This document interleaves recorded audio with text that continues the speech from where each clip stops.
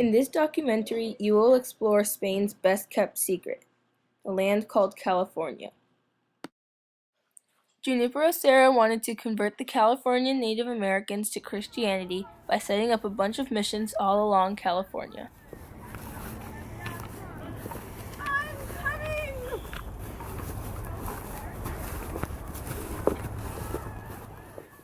In 1769, he led a group of soldiers and priests from Mexico to California.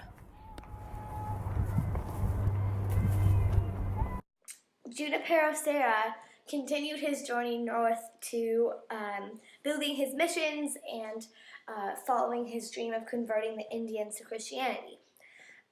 Each mission that he built controlled a large amount of land, which of course the Indians controlled. Many of the Indians were treated very harshly, and a large amount of them died because of the diseases that people brought to them. The whole California concept started when Junipero Serra led a bunch of missionaries from Mexico north to California. Their goal was to convert the Native Americans there to Christianity. It was peaceful existence, as Guadalupe Vallejo said. There was never a more peaceful or happy people on the face of the earth than the Spanish, Mexican, and Indian population of California. We were the pioneers of the Pacific coast, building pueblos, towns, and missions, while George Washington was carrying on the War of the Revolution. In 1821, Mexico won its independence and California became Mexican. By 1833, Mexico had closed the missions and granted the land to the Californios.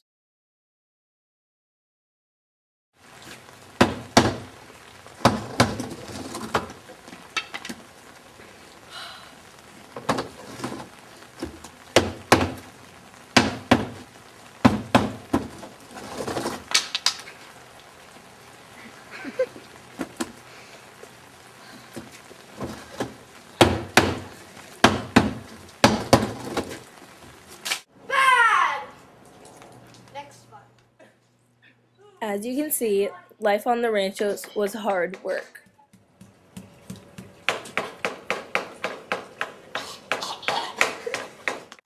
That was a hard work day. I know.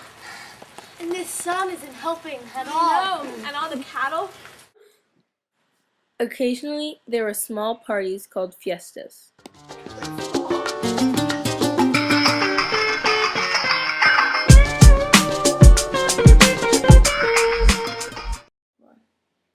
At this point, it was mostly the Mexicans who lived here, but there were still some Americans descended from missionaries and some Indian servants. The United States was discovering that California existed. Originally, the ranchos made everything themselves, but in the late 1830s, cattle ranching became California's most important industry. The cattle provided hides and tallow, which could be traded for luxury goods that were brought in on ships. We had teas, coffee, sugars, spices, raisins, molasses, hardware, tinware, cutlery, clothing, and everything from Chinese fireworks to English carts.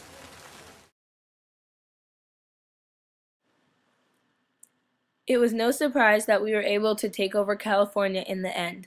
Since it was so far from Mexico City, the soldiers there were often useless and dishonest thieves. There is no questioning that the Californios' legacy still exists. Los Angeles and San Francisco are just a few examples of cities that still have Spanish influence. But the legacy lives on.